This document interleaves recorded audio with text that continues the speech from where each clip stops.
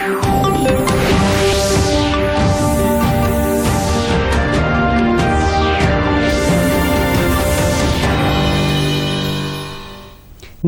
उत्तराखंड समाचार में आपका स्वागत है। मैं हिना जोशी छेत्री। आइए सबसे पहले नजर डालते हैं आज के मुख्य समाचारों पर। एसडीआरएफ ने चमोली की आपदाग्रस्त रैनी क्षेत्र में बनी झील का 35 फीट तक खोला मुहाना। निगरानी के लिए लगाए गए QDA सिस्टम ने शुरू किया काम।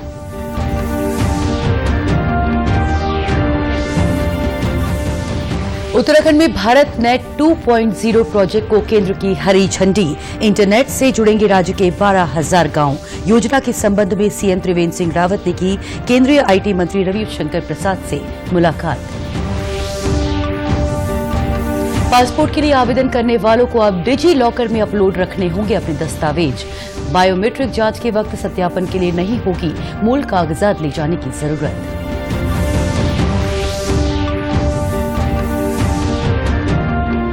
और पौड़ी जिले के राजकीय इंटर कॉलेज खोलाचेरी में बच्चे खेल खेल में सीख रहे हैं गणित। गंभीर विषय में नवाचार से छात्र छात्राओं में पैदा हो रही सीखने की ललक। रिजल्ट भी आ रहा 100%। अब समाचार विस्तार से। चमोली जिले के जोशीमठ ब्लॉक स्थित आपदाग्रस्त रैनी क्षेत्र में बनी झील से पानी की निकासी शुरू हो गई है। एसडीआरएफ के सेनानायक नवनीत सिंह भुल्लर ने बताया कि जवान झील के मुहाने को और अधिक खोलकर उसका प्रेशर कम करने की कोशिश कर रहे हैं। अभी तक झील के मुहाने को लगभग 30 से 35 फीट तक खोल दिया गया है, जिससे पानी काफी मात्रा में डिस्चार्ज हो रहा है। इस बीच झील की निगरानी के लिए एसडीआरएफ की ओर से लगाए गए QDA सिस्टम ने काम करना शुरू कर दिया है। इसके जरिए कंट्रोल रूम को लाइव ऑडियो वीडियो भेजा जा रहा है। QDA के माध्यम से सचिवालय स्थित कंट्रोल रूम में जलभराव क्षेत्र में स्थित सभी जवानों और वैज्ञानिक दल का स्पष्ट संवाद स्थापित हो गया है। झील क्षेत्र में 10 वैज्ञानिकों का दल भी मौजूद है। वहीं रैनी तपोवन क्षेत्र में आपदा के 16वें दिन भी रेस्क्यू ऑपरेशन जारी रहा। अब तक 68 शव और 28 मानव अंग मिल चुके हैं, जबकि 136 लोग अभी भी लापता हैं। तपोवन टनल से पानी की निकासी के लिए 3 वाटर पंप लगाए गए हैं। अब तक 29 मृतकों के परिजनों को कुल 1 करोड़ 16 लाख रुपए की सहायता राशि प्रदान की गई है। प्रभावित क्षेत्रों में बिजली, पानी और खाद्यान्न की आपूर्ति सुचारू बनी है। उत्तराखंड में भारत नेट 2.0 प्रोजेक्ट को भारत सरकार की हरी झंडी मिल गई है। इसके तहत उत्तराखंड के 12,000 गांव इंटरनेट से जुड़ेंगे। मुख्यमंत्री त्रिवेंद्र सिंह रावत ने सोमवार को नई दिल्ली में केंद्रीय सूचना प्रौद्योगिकी मंत्री रविशंकर प्रसाद से भेंट की। इस मुलाकात में चारधाम क्षेत्र की डिजिटल कनेक्टिविटी को मजबूत बनाने पर सहमति बनी। यह भी निर्णय लिया गया कि बॉर्डर एरिया में इंटरनेट कनेक्टिविटी को सुदृढ़ करने के लिए प्रोजेक्ट बनाया जाएगा। उत्तराखंड की कठिन भौगोलिक, महत्वपूर्ण सामरिक स्थिति और आपदा के प्रति संवेदनशीलता का जिक्र करते हुए मुख्यमंत्री ने कहा कि भारत नेट परियोजना का समयबद्धता के साथ क्रियान्वयन बहुत जरूरी है। केंद्रीय मंत्री रविशंकर प्रसाद ने मुख्यमंत्री को हर संभव सहयोग के प्रति आश्वस्त किया। मुख्यमंत्री त्रिवेंद्र सिंह रावत ने केंद्रीय नागरिक उड्डयन मंत्री हरदीप पुरी से भी मुलाकात की। केंद्रीय मंत्री ने कहा है कि उड़ान योजना में देहरादून, पिथौरागढ़, हिंडन मार्ग और सहस्त्रधारा, चिन्यालीसौड़ गौचर मार्ग पर हवाई सेवाएं नियमित करने के लिए दोबारा टेंडर किए जाएंगे। इससे पहले मुख्यमंत्री ने उत्तराखंड सदन में नवस्थापित हिमाद्री एम्पोरियम का उद्घाटन किया। उन्होंने कहा कि एम्पोरियम का उद्देश्य उत्तराखंड के हथकरघा और हस्तशिल्प उत्पादों का विकास, विपणन और विक्रय करना है। मुख्यमंत्री ने कहा कि सरकार की कोशिश है कि उत्तराखंड के हथकरघा और हस्तशिल्प उत्पादों को अच्छी कीमत और मार्केट मिल सके। ऑनलाइन मार्केटिंग पर भी विशेष ध्यान दिया जा रहा है। पासपोर्ट के लिए आवेदन करने वालों को अब अपने दस्तावेज डिजी लॉकर अकाउंट में रखने होंगे। बायोमेट्रिक जांच के वक्त सत्यापन के लिए मूल दस्तावेज ले जाने की आवश्यकता नहीं होगी। आवेदक पासपोर्ट के लिए ऑनलाइन आवेदन करते वक्त डिजी लॉकर में मौजूद अपने दस्तावेजों को वेबसाइट से लिंक कर बायोमेट्रिक सत्यापन करवा सकेंगे। विदेश मंत्रालय की ओर से ये व्यवस्था आरंभ कर दी गई है। उत्तराखंड में भी पासपोर्ट सेवा केंद्र और 6 पोस्ट ऑफिस पासपोर्ट सेवा केंद्र में ये सुविधा मिल रही है। क्षेत्रीय पासपोर्ट अधिकारी दीपक जोशी ने बताया कि इस व्यवस्था से पासपोर्ट के लिए जमा कराए जाने वाले दस्तावेजों के सत्यापन में लगने वाला समय बचेगा। इसके तहत आवेदकों को, जो हमारे पासपोर्ट एप्लीकेंट्स हैं, उनको at the time of applying for passport उनको वहां पे एक लिंक आता है डिजी लॉकर का। मतलब इसमें एक्सक्लूसिवली मैं ये बताना चाहता हूं कि ये एप्लीकेंट को करना है, उनको अपना डिजी लॉकर में अपने डॉक्यूमेंट्स रखने हैं, address proof and date of birth proof से रिलेटेड, और उसके बाद उन्हें अपना डिजी लॉकर में अपने को एंट्री करना है और उसके बाद पासपोर्ट के लिए अप्लाई करना है।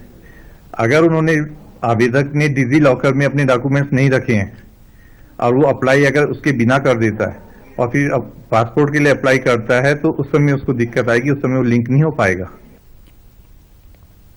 बागेश्वर जिले के किसानों की मेहनत एक बार फिर रंग लाई है। 66वीं स्कॉच प्रतियोगिता में कीवी उत्पादन के लिए जिले को स्कॉच सिल्वर मेडल से नवाजा गया है। ये पुरस्कार राष्ट्रीय स्तर पर आयोजित एक कार्यक्रम में जिले को दिया गया। जिलाधिकारी ने इसे जनपद की बड़ी उपलब्धि बताते हुए किसानों और विभाग को बधाई दी।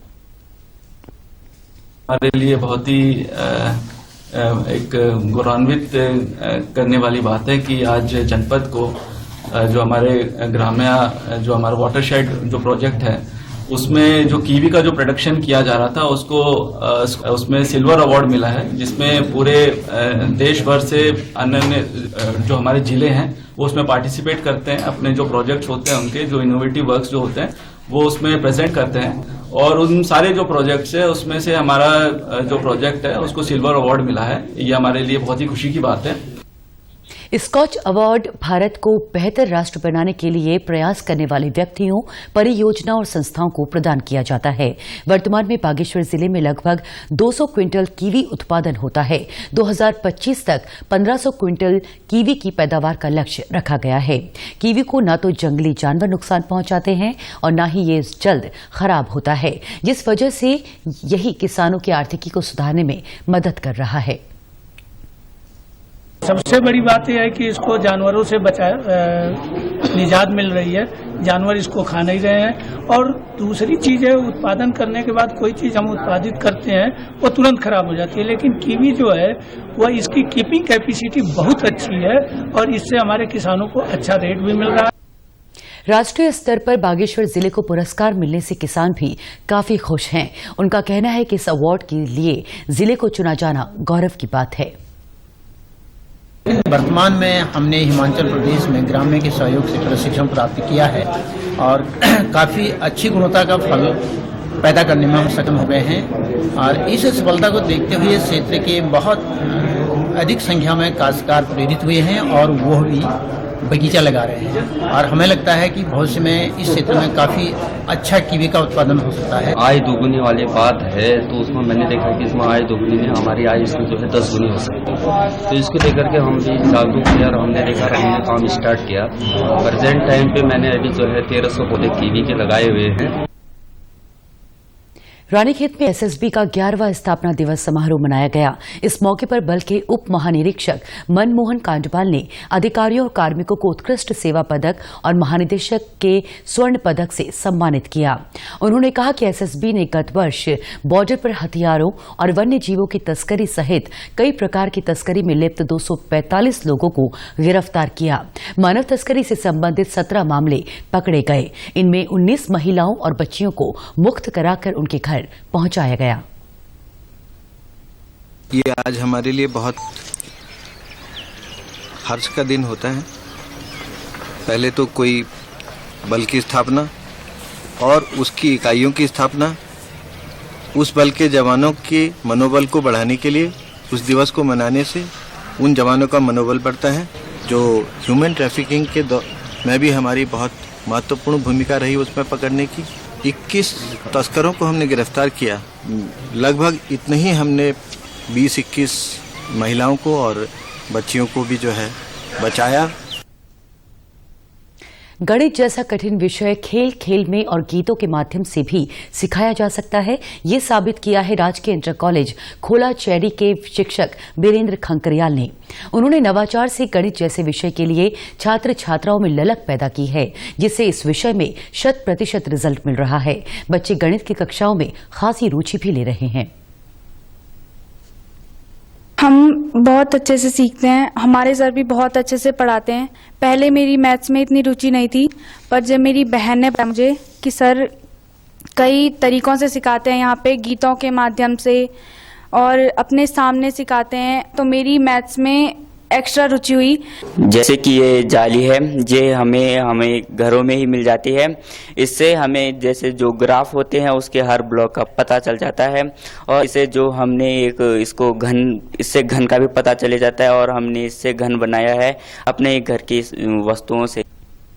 राजकीय इंटर कॉलेज खोलाचेरी में गणित की एक प्रयोगशाला स्थापित की गई है, जहां स्थानीय स्तर पर मिलने वाले सामान का उपयोग कर गणित सिखाने के उपकरण बनाए गए हैं। सहज उपलब्ध सामग्री का उपयोग कर प्रयोगशाला में होता है, जो बच्चों के लिए इस कठिन विषय को सरल भी बनाती है। शिक्षक वीरेंद्र गणित को रोचक बनाने के लिए गढ़वाली गीतों का भी सहारा ले रहे हैं। गढ़वाली लोकप्रिय गीतों की पंक्तियों में गणित के सूत्रों को पिरोकर वे इसे समझा रहे हैं, जिसे बच्चे बड़ी सरलता से आत्मसात कर रहे हैं। वीरेंद्र खंकरियाल को उनकी उपलब्धि के लिए 2020 में शैलेश मटियानी पुरस्कार से भी सम्मानित किया जा चुका है।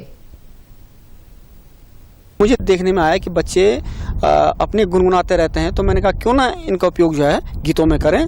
तो हमारे नैन्सी नेगी जी के गीत संस्कारिक गीत हैं और उनमें बच्चे अधिकतर रुचि रखते हैं, तो उन गीतों में बहुत ही गणित है। तो जैसे बोर्डमास होता है, कोष्टकों का जोड़ घटाना गुणा भाग, तो नेगी जी का गीत है कि जतन कर इलावा कर्म कर इलावा, तो उसमें एक शब्द आता है भाग जोग। तो भाग जोग को हमने भाव से भाग, गौ से गुणा, जोड़ जो से जोड़ और गौ की जगह घौ हम वहाँ पे बच्चों को समझा देते हैं घटाना, कि इस तरह से आप ब्रैकेट में सबसे पहले भाग, उसके बाद गुणा, उसके बाद जोड़, उसके बाद घटाने की संक्रिया को पूरा करेंगे, तो बच्चे की रुचि जाग जाती है। देहरादून नगर निगम की ओर से पर्यावरण संरक्षण के लिए अहम फैसला लिया गया है। निगम ने पेड़ काटने के लिए अनापत्ति प्रमाण पत्र यानी एनओसी के लिए शर्तें और शुल्क तय किया है। आवासीय प्लॉट में पेड़ काटने पर प्लॉट मालिक को प्रति पेड़ 2,000 रुपये, जबकि व्यावसायिक प्लॉट में 10,000 रुपये प्रति पेड़ शुल्क निर्धारित किया गया है। इसके साथ ही आवासीय प्लॉट के स्वामी को किसी भी भूमि पर 5 पौधे, जबकि व्यावसायिक प्लॉट के स्वामी को 10 पौधे लगाने होंगे। पौधरोपण की फोटो नगर निगम में जमा कराए जाने के बाद ही संबंधित व्यक्ति को एनओसी जारी की जाएगी। नगर आयुक्त विनय शंकर पांडे ने बताया कि पर्यावरण संरक्षण के उद्देश्य से नगर निगम ने ये फैसला लिया है, जिसके सकारात्मक परिणाम देखने को मिलेंगे।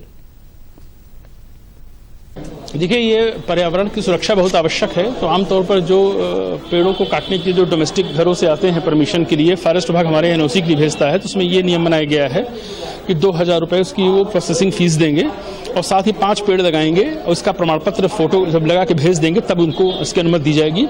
यदि उनके पास जगह नहीं है तो किसी भी सार्वजनिक स्थान पर लगा सकते हैं। वो भी संभव ना हो तो 5 पेड़ नगर निगम में ला कर दें, नगर निगम लगवाएगा। और जो कमर्शियल प्रॉपर्टीज होंगी वहां पर अगर पेड़ काटा जाता है तो 10,000 रुपये हर पेड़ के हिसाब से उसकी कटिंग की परमिशन दी जाएगी और 10 पेड़ उनको लगाने पड़ेंगे। मानव और वन्यजीव संघर्ष को किस तरह कम किया जाए, इसके लिए विभिन्न स्तरों पर प्रयास किए जा रहे हैं। इन्हीं कोशिशों के तहत वॉलंटरी विलेज वन्यजीव प्रोटेक्शन फोर्स के नाम से पौड़ी जिले के कालागढ़ टाइगर रिजर्व के मैदान रेंज में ग्रामीणों को प्रशिक्षण दिया गया। वन्यजीव विशेषज्ञों ने ग्रामीणों को जंगली जानवरों से बचने और उनसे दूर रहने के संबंध में जानकारी दी, साथ ही ग्रामीणों की समस्याओं को भी जाना। ग्रामीणों का कहना था कि उनके खेतों को सबसे अधिक नुकसान हिरण पहुंचा रहे हैं। इस कारण उनके गांव में पिछले 10 साल से अनाज उत्पन्न नहीं होता। कॉर्बेट पार्क की वजह से आज तक उनके गांव में न तो बिजली पहुंची है और न ही पानी। उनका कहना था कि मानव वन्यजीव संघर्ष रोकने के लिए वन विभाग को ग्रामीणों के साथ मिलकर काम करना चाहिए। हमारे यहाँ स्वर नहीं आता है, हमारे यहाँ आता है जड़ाव, और जड़ाव घर के आगे पीछे सब खा देता है, इसलिए वहाँ खेती नहीं होती। तो हम विभाग से ये ऐसा चाहते हैं कि भाई इसमें सौर सर्किट लगे और कुछ लाइट का प्रबंध करें कि जो लाइट होती है स्ट्रीट लाइट सौर ऊर्जा की, वो लगवाएं। जी, मेन मकसद इनका था कि मानव और वन्यजीव संघर्ष जो हो रहा है आपस में, इसकी रोकथाम कैसे हो और क्या हो। और ये हम भी चाह रहे हैं कि ये फॉरेस्ट विभाग और गांव वाले आपस में मिलकर काम करें। प्रशिक्षण कार्यक्रम के दौरान इस बात पर जोर दिया गया कि गांवों के आसपास तारबाड़ की जानी चाहिए ताकि जंगली जानवर आबादी से दूर रहें। कार्यक्रम में ग्रामीणों को बताया गया कि वे किस तरह जंगली जानवरों से खुद की और अन्य लोगों की सुरक्षा कर सकते हैं। जंगली जानवर से नुकसान हो कि हमारा जो खेती चे धान है गेहूँ मंडवा सब तक खाली कर देना चाहिए, बिल्कुल नुकसान हो जाने बाघ भी आना चाहिए, गोरो बछरू भी मार देना चाहिए। कई समस्या चाहिए हमारे तब बच्चा भी जन खेलना हो जाने तांबा का तंदी हो जाए तो फिर तब देखी भी डर लगा। ह्यूमन वाइल्ड लाइफ कॉन्फ्लिक्ट बहुत बढ़ रहा है क्योंकि उसका जो मुख्य कारण है और उसका कैसे निराकरण किया जाए उस चीज़ के ऊपर यह एक कार्यशाला का आयोजन किया गया था ताकि जितनी भी इनकी आजीविका के ऊपर कोई असर ना पड़े और ना तो जानवरों को नुकसान हो ना इंसान को नुकसान हो। उधम सिंह नगर के रुद्रपुर स्थित मोदी मैदान में आर्थिक रूप से कमजोर परिवारों के लिए प्रधानमंत्री आवास योजना के तहत 1872 घर बनाए जा रहे हैं। नगर निगम से चिन्हित लोगों को लॉटरी के माध्यम से ये घर आवंटित किए जाएंगे। उत्तराखंड आवास एवं नगर विकास प्राधिकरण और भारत सरकार की एजेंसी के बीच इसके लिए अनुबंध हो चुका है। इस योजना को साल 2017 में सरकार से मंजूरी मिली थी, लेकिन भूमि चयन में आई अड़चनों के कारण इसमें विलंब हुआ। वर्तमान में मोदी मैदान में इनका निर्माण किया जा रहा है।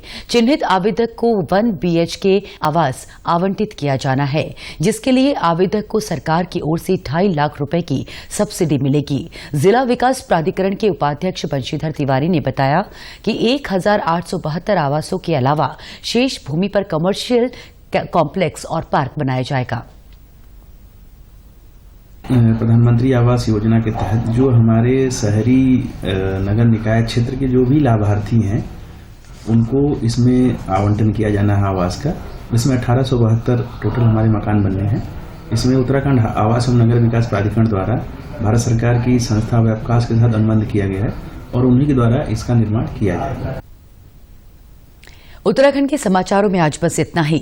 उत्तराखंड की खबरों के लिए आप हमसे सोशल मीडिया के माध्यम से भी जुड़ सकते हैं। हमारा ट्विटर हैंडल है DD News _देहरादून। हमारा फेसबुक पेज है DD News उत्तराखंड और हमारे YouTube channel DD News Uttarakhand को भी आप सब्सक्राइब कर सकते हैं। कोरोना संक्रमण से बचने के लिए मास्क का अनिवार्य रूप से और सही ढंग से प्रयोग करें। साथ ही सामाजिक दूरी का ख्याल रखें, नियमित रूप से हाथ धोएं और याद रखें, कोरोना को हराना है, मास्क जरूर लगाना है। नमस्कार।